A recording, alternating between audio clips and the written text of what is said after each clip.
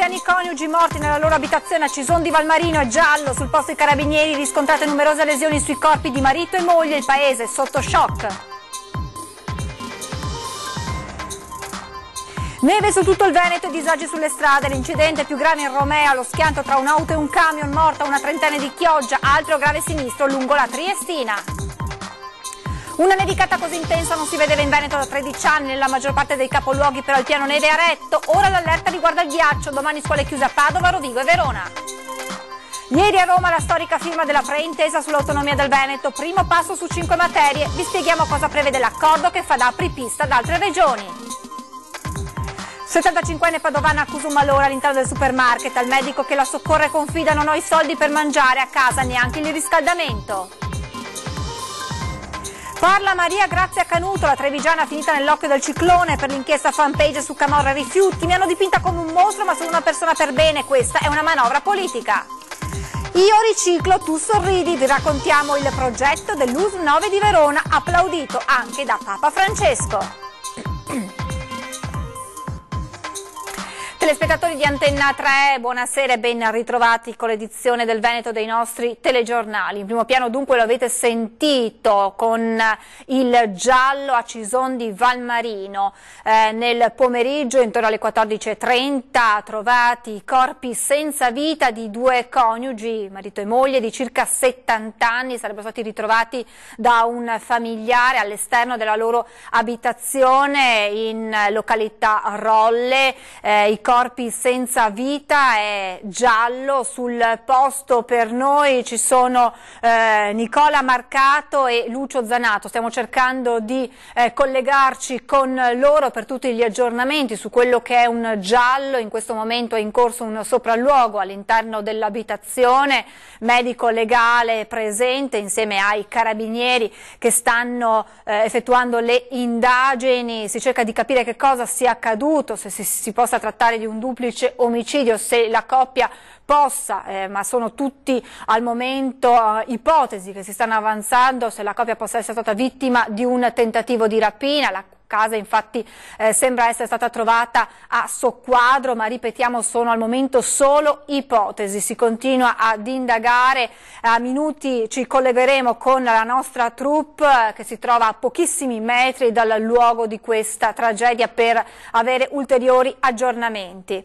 Andiamo avanti con il nostro telegiornale per parlare della nevicata, del maltempo che ha investito tutta la regione sin dalle prime ore di questa mattina. Pesante il bilancio che ha soprattutto per quanto riguarda la circolazione stradale. Una ragazza di 30 anni è morta in un incidente avvenuto lungo la Romea, dove un'altra persona è rimasta ferita. Tra le persone in ospedale, le persone in ospedale dopo un frontale lungo la Triestina. Il punto nel prossimo servizio. La neve caduta copiosa per tutta la notte ha trasformato la Romea in una trappola mortale. La tragedia alle 8 del mattino, all'apice della bufera, all'altezza del chilometro 115 tra Lughetto e Campagna Lupia. La Peugeot guidata da Barbara Penzo, trentenne di Chioggia, si è scontrata per cause ancora da chiarire con un camion cisterna con targa ungherese. Dopo l'impatto, violentissimo, il mezzo pesante è uscito dalla carreggiata finendo nel fossato. La giovane è rimasta incastrata nell'abitacolo semidistrutto della sua utilitaria. Inutile la corsa contro il tempo dei vigili del fuoco e del personale del 118 che l'ha trasportata d'urgenza all'ospedale di Mestre, dove è espirata pochi minuti dopo l'arrivo. Stava rientrando a casa dopo una notte di lavoro come operatrice sociale. La circolazione, già difficoltosa per il maltempo, è stata completamente interrotta per circa un'ora. Sul posto per i rilievi carabinieri e polizia locale. E qui a Montironi invece lungo la Triestina, poco dopo le 10:30, sempre l'asfalto reso scivoloso dalla neve ha provocato un altro violento incidente frontale che ha coinvolto 3 persone. L'incidente al chilometro 13 in direzione Jesolo. I 3 feriti sono stati accompagnati in ospedale dalle ambulanze corse sul posto, insieme ancora una volta ai vigili del fuoco. Sono tutti fuori pericolo, ma uno di loro ha riportato gravi ferite. Le condizioni della Hyundai e della Renault coinvolte testimoniano la durezza dell'impatto. All'origine dell'incidente anche in questo caso le condizioni meteo proibitive. Al già pesante bollettino della nevicata si aggiungono decine di contusi in altrettanti incidenti dovuti a fuoriuscite autonome, coi pronto soccorso costretti a fare gli straordinari in tutta la regione.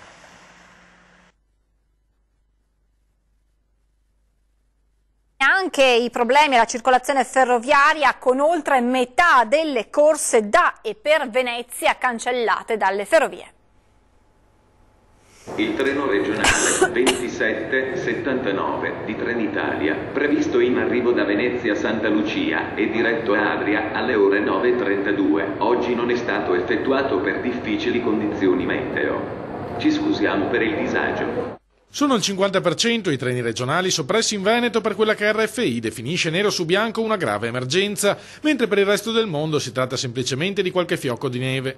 A subire i disagi maggiori i pendolari, che si sono visti privati di ogni possibilità di raggiungere il posto di lavoro, con buona pace dei consigli della Protezione Civile, che nelle scorse ore invitava a lasciare l'auto in garage e servirsi dei mezzi pubblici. Epiteti non lusinghieri sono stati indirizzati alle divinità di svariate religioni dai passeggeri delle linee di sistemi territoriali, che hanno annullato tutte le corse sulle tratte Mestre Adria e Rovigo-Chioggia. I pochi treni non cancellati per tutto il giorno hanno viaggiato con ritardi tra i 20 e i 90 minuti. Dovete prendere il treno? Sì. Pensate che ci sia? Penso che sì sia. Speriamo? Speriamo di sì. Treni purtroppo regionali oggi sono quasi tutti soppressi. Solo le frecce viaggiano praticamente. Lo so, è un disagio, però purtroppo bisogna capire che quando ci sono queste situazioni c'è poco da fare, insomma. Dove dovete andare? A Vicenza. Pensate di arrivarci? Speriamo, dai. Una riduzione resa necessaria, si legge in una surreale nota di RFI, per garantire una migliore regolarità del servizio ferroviario, data la previsione di nevicate e fenomeni di gelicidio. Il ritorno alla normalità è previsto per venerdì, con il migliorare delle condizioni meteo. E il rischio adesso per le prossime ore è il ghiaccio, così in via precauzionale diversi comuni hanno deciso di tenere chiuse le scuole domani, tra queste Verona, Rovigo e anche diversi comuni della bassa padovana. Padovano interessato da una neve ghiacciata sulle strade che ha creato non pochi problemi lungo le tangenziali cittadine, dove il piano neve di Veneto Strade non ha funzionato del tutto, quello del comune invece è andato meglio, salvo in alcune vie. La provincia dice di aver fatto la sua parte, gli enti sono mobilitati fino a quando non smetterà di nevicare. Scuole chiuse venerdì a Monselice, Este, Arquà-Petrarca e Pernumia. La causa? Il ghiaccio, contro il quale hanno combattuto da prima dell'alba l'ente provincia con 106 mezzi e 6.000 quintali di sale sparsi sui 1.100 km di strade provinciali. Alle 12, secondo dati di Palazzo Santo Stefano, tutte le strade erano completamente pulite. L'unica situazione difficile verso Rovigo. Nel capoluogo polesano, tra l'altro, venerdì tutte le scuole saranno chiuse. A Padova mattinata di passione per gli automobilisti nelle ore di punta, soprattutto sulle tangenziali. Andare al lavoro non è stato facile a causa della neve ghiacciata sull'asfalto. Nelle tangenziali nord e sud, in corso Boston e in corso Australia, avrebbe dovuto rimuoverla Veneto Strade. Nelle vie di raccordo deve invece pensarci il comune. Stamani è rimasta chiusa alcune ore la rampa di accesso in salita di Viale dell'Industria percorso Argentina. Era completamente ghiacciata. Altre strade comunali molto usate, rimaste ghiacciate nell'ora di punta, via Friburgo e via Due Palazzi, dove il sale ha sciolto la neve solidificata solo a metà mattina. Ghiaccio a terra anche in quasi tutte le strade di quartiere. Il comune non è intervenuto davanti ad alcune scuole o asili, come vediamo in via Buzzaccarini davanti alla scuola per l'infanzia Luigi Gui. Sul resto delle strade comunali nessuna criticità. In centro monumenti, Santo e Liston imbiancati. Pedoni e turisti hanno dovuto camminare però con molta attenzione. In tutto il Padovano è prevista neve fino a sera tardi, ma già dalla notte le temperature dovrebbero risalire di qualche grado. La neve dovrebbe tramutarsi in pioggia. Voltiamo pagina e torniamo a parlare della firma ieri a Roma della preintesa per l'autonomia. Il governatore Zaia l'ha definita una giornata storica, ma esattamente cosa prevede l'accordo nelle 5 materie concordate? Una giornata super storica, direi che è un grande obiettivo, il punto di partenza, un punto solido, abbiamo messo i piedi sul terreno solido e da qui non si può che andare avanti, non si torna indietro. Una giornata storica, il punto di svolta per guardare avanti. Ieri a Roma la firma della preintesa per l'autonomia, seduti allo stesso tavolo i governatori di Veneto, Lombardia ed Emilia, insieme al sottosegretario Bressa.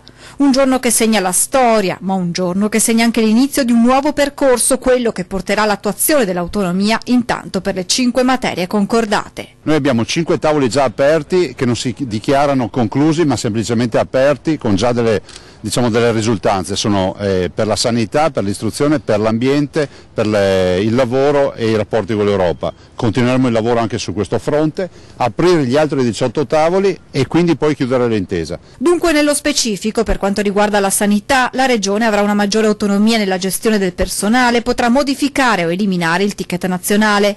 Per l'istruzione sarà possibile programmare l'offerta formativa anche per le scuole superiori e la Regione avrà l'opportunità di stabilire il numero di insegnanti necessari.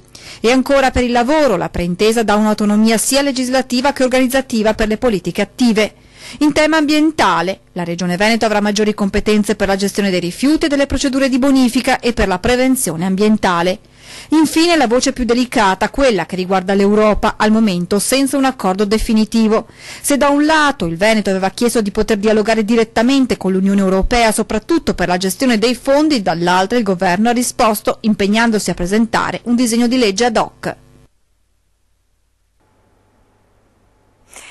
L'inchiesta Fanpage su Camorra e rifiuti, parla Maria Grazia Canuto, la trevigiana finita nell'occhio del ciclone. Mi hanno dipinta come un mostro, dice, ma sono una persona per bene. Sentiamo le sue parole. Si è dipinto un mostro, si è dipinto un criminale, si è dipinto si è detto di tutto. Una persona che è di questa terra, nata qui, è sempre stata qui, ha cercato sempre di lavorare dando un proprio contributo. È disumano, non si può, è una cosa troppo grave, troppo brutta. La voce rotta dal pianto e dalla rabbia. Maria Grazia Canuto è ancora provata ma accetta di parlare al telefono.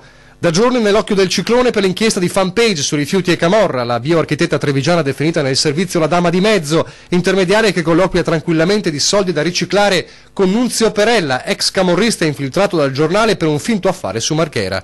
Ma lei, a distanza di 2 giorni, attacca. Sono servita, avete avuto sotto le elezioni un boccone d'oro da potervelo girare, giocare. Questa è la politica ha voluto prendere una persona, io non sono niente, io sono un granello di sabbia che nella sua vita non ha fatto altro che lavorare per l'ambiente. E ribadisce. Ho voluto capire, proprio per andare dalle forze dell'ordine e dire: signori, ho giocato il suo gioco, ma per venirmi a raccontare che tra di noi, tra la gente per bene, ci sono dei criminali. La differenza era che io stavo lavorando per il bene del mio territorio, per capire, e quindi sono stata, diciamo, al suo gioco. Lui invece era lì che registrava e ha fatto diventare le mie parole il suo strumento.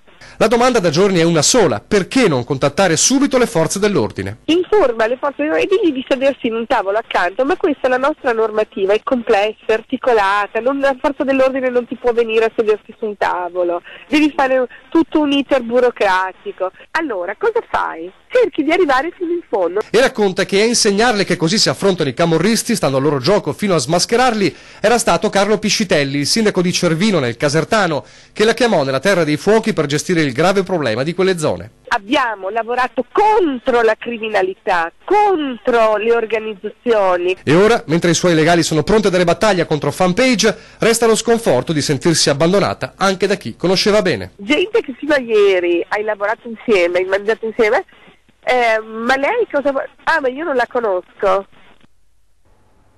Torniamo ad occuparci della notizia data in apertura, il giallo dei 2 coniugi anziani trovati senza vita nel giardino della loro abitazione a Cison di Valmarino. Siamo in grado di collegarci con Lucio Zanato, che si trova proprio a pochissimi metri dall'abitazione dove si è consumata la tragedia. Buonasera Lucio, raccontaci tutto, gli aggiornamenti. Buonasera a te, buonasera ai nostri telespettatori. Siamo sulla strada che in questo momento è chiusa dai carabinieri perché sono le indagini in corso. Sono con Mario Coletti, sindaco di Forlina, che si è precipitato sul posto. Buonasera sindaco. Allora, ci può dare qualche notizia in più su questo che a dire è un doppio omicidio? Questo non so assolutamente dirvelo. Io sono venuto perché mi hanno detto che era il confine con il mio comune e mi sono precipitato per vedere cosa c'era. Conosco i 2 che purtroppo hanno fatto questa brutta fine, ma non so dire gli altri, e penso che ve lo devono dire le forze dell'ordine. Sono due persone, 2 settantenni, una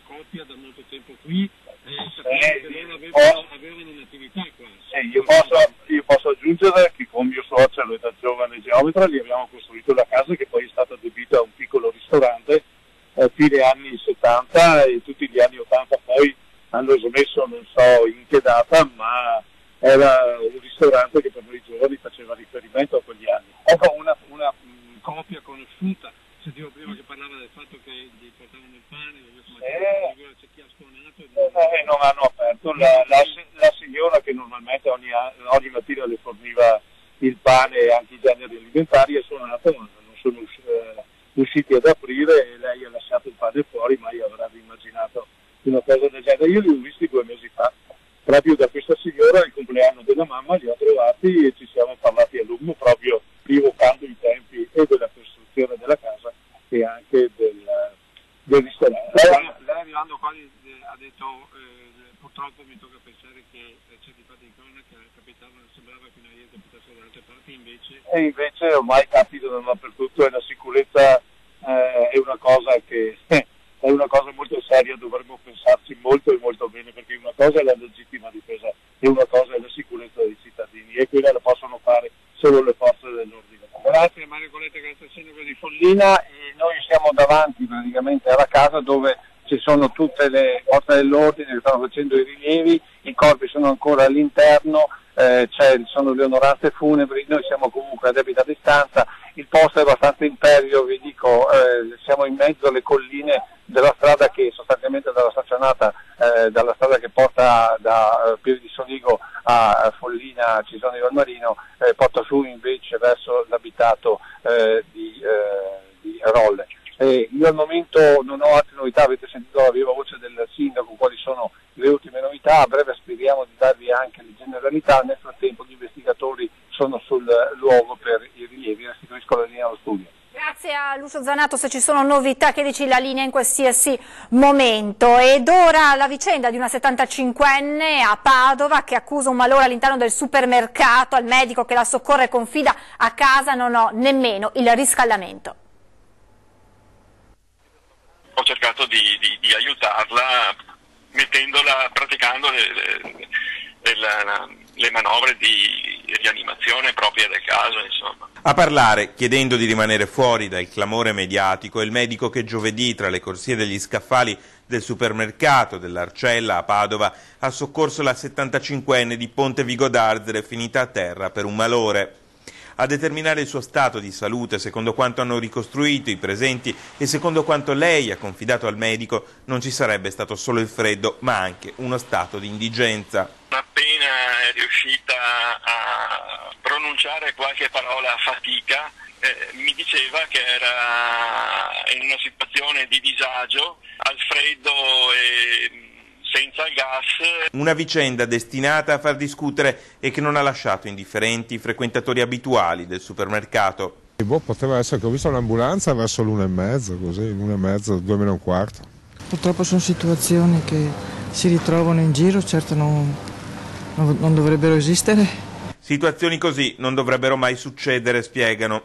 Ci vuole più assistenza comunale o altre robe, però esiste, ma non so se funzioni al 100%. Dipende forse un po' anche dal carattere della persona, se sa chiedere, se vuole chiedere, se si sente umiliata. Un caso che potrebbe non essere isolato, mette in guardia il medico, e che proprio per questa ragione richiede grande attenzione.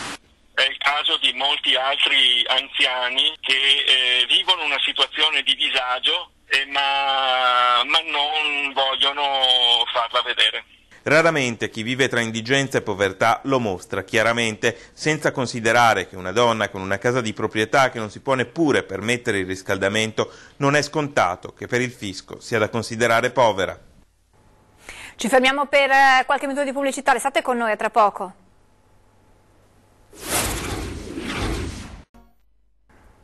Rieccoci in diretta con l'edizione del Veneto, la politica, mancano ormai pochi giorni al voto del 4 marzo, ultime battute di campagna elettorale con i partiti che ricordano i punti del loro programma. Forza Italia ricorda come al centro dell'attenzione del partito ci sia il lavoro. La questione del lavoro, una scossa fiscale per riuscire a tenere qua tutte le imprese o più possibile, per dare la possibilità di avere lavoro alle nostre famiglie, ai nostri giovani e creare un futuro, anche perché se ci scappano le aziende creeremo pochi imprenditori che delocalizzano, che stanno bene, e interi territori alla povertà. In questi giorni all'interno del centrodestra si dibatte molto sul tema della leadership in caso di vittoria. Io credo che il quadro verrà fatto subito, di questo sono assolutamente convinto, perché credo che questa coalizione guardi il bene di questo Paese. Come ho detto un attimo fa, la questione è del lavoro, in questo territorio soprattutto anche la questione delle banche, che bisogna risarcire chi ha perso tutto per qualche gestione scellerata, per cui credo assolutamente che noi dobbiamo guardare oltre a questo territorio il bene della nostra gente. Apertura al Movimento 5 Stelle sarà possibile magari dopo il 5 marzo? Beh, io credo proprio di no, perché chi fa campagna elettorale, chi discute di politica offendendo gli altri, credo che non sia modo di fare politica, ma è modo assolutamente di gestire il Paese. Chi ci vota per andare a amministrare in maniera seria e convinta e per il bene di questo Paese e di questo territorio. Tra gli scenari del dopo 4 marzo anche quello delle alleanze, sentiamo su questo Lorenzo Damiano, candidato del Popolo della Famiglia. C'è un entusiasmo, una gioia di fare attività politica, c'è un popolo veramente che si sta muovendo, e quando il popolo e le masse si muovono i grandi poteri delle grandi lobby non possono fare niente. Il Popolo della Famiglia è quel popolo che si sta muovendo finalmente. Ecco, però i dati comunque confermano che è difficile per questa Italia avere una governabilità, diciamo così, del primo turno, dovendo scegliere che compagine appoggerete. Assolutamente la sinistra no. Quando entreremo al Parlamento faremo un incontro con l'area di destra e chiederemo le nostre, come si dice, faremo le nostre dichiarazioni, l'abrogazione della legge Cirinà, l'abrogazione della legge Lorenzin, l'abrogazione contro il biotestamento, e poi da lì cominciamo a ragionare. Il Popolo della Famiglia metterà il chiodo alla coda del serpente, o ci ascolteranno e faranno quello che anche noi proponiamo, o se no ognuno per la sua strada. Famiglia e lavoro, i punti intorno a cui ruota il programma di Italia agli italiani. Italia agli italiani, che riunisce sotto uno stesso simbolo Forza Nuova e Fiamma Tricolore, si pone al di fuori dello schieramento di centrodestra. Noi facciamo politiche che vengono definite di destra, ma sono assolutamente politiche sociali, per cui stare con partiti che sono lì da anni a noi non interessa. Noi vogliamo fare una politica sana, una politica vera. Diritti sociali e ritorno alla sovranità, i punti da cui parte il programma di Italia agli italiani. Noi vogliamo essere padroni della nostra nazione, e quindi sovranità sia politica che monetaria, per cui fuori dall'euro, niente BCE e fuori anche dalla Nato. Politiche per il lavoro, con l'abolizione della legge Fornero, e la famiglia sono i cardini intorno ai quali ruota l'impegno della lista. Venga reintrodotto un nuovo Stato sociale, cioè la famiglia è il nucleo fondamentale dello Stato, e quindi le risorse, al posto di indirizzarle verso politiche di accoglienza, dovrebbero essere reindirizzate verso le famiglie. Voltiamo pagina. Io riciclo, tu sorridi è il progetto dell'USL 9, apprezzato anche da Papa Francesco. Nulla si crea, nulla si distrugge, tutto si trasforma. Principio scientifico, concetto saggio di buon vivere, che trova la sua dimostrazione esemplare nel progetto Io riciclo, tu sorridi, promosso dall'ULS 9 Scaligera in collaborazione col comune di San Giovanni Lupatoto e SGL Multiservizi. L'intuizione è semplice quanto indovinata. Alcuni disabili ospiti del Cerris hanno incontrato i bambini di una terza e di una quarta elementare per insegnargli come da materiale di riciclo si possono ricreare oggetti non solo belli, ma anche utili. Proprio le fragilità delle persone con disabilità ci insegnano che loro hanno delle potenzialità notevoli, e attraverso i materiali di scarto hanno voluto dimostrare che la dignità delle persone va a pari passo con la dignità del rispetto dell'ambiente. E il messaggio educativo è proprio questo, che qualsiasi materiale può essere utilizzato e che quello considerato di scarto con la creatività si trasforma in oggetti utili. I bambini hanno partecipato con entusiasmo e chiesto di visitare i laboratori del Cerris di Marzana per imparare a costruire altri oggetti.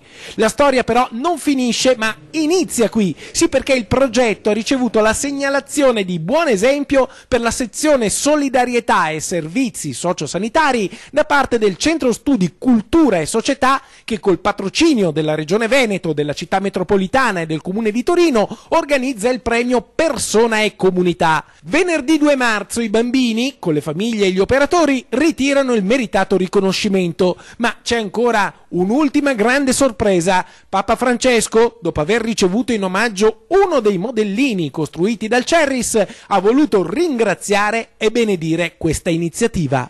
Il Papa ha molto apprezzato questi prodotti artigianali e di conseguenza ha scritto, come è solito fare, direttamente agli interessati. E che cosa gli ha detto? Ma ha apprezzato il lavoro svolto e soprattutto la genialità di questi piccoli lavori che con poco, con materiali poveri, sono riusciti a realizzare cose molto belle.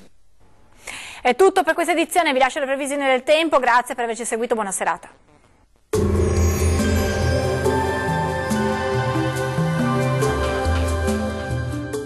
Termoidraulica Susin. Se compri una caldaia, in omaggio il condizionatore. Termoidraulica Susin a 0 branco.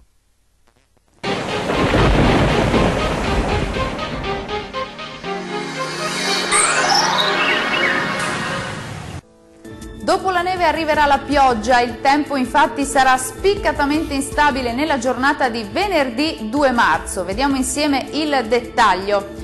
Sul Veneto tempo instabile con piogge diffuse e possibile nevischio soprattutto al mattino, ancora sui settori occidentali della nostra regione. Migliorerà comunque entro la nottata. Vediamo le temperature, le minime saranno comprese tra lo 0 e meno 1 grado, massime invece che si attesteranno tra i 3 e 1 grado. Spostiamoci ora a vedere la situazione del Friuli Venezia Giulia, piogge via via più diffuse un po' su tutti i settori della nostra regione, localmente anche moderate. Temperature molto fredde con minime comprese tra lo 0 e 1 grado, valori massimi tra 3 e 5 gradi circa. Concludiamo infine con uno sguardo alla situazione del Trentino Alto Adige. Precipitazioni diffuse anche a carattere nevoso a quote basse, più sole invece sui settori di confine. Temperature minime tra meno 3 e 1 grado, massime in aumento tra 4 e 6 gradi. Dal meteo di Antena 3 per ora è tutto. Arrivederci.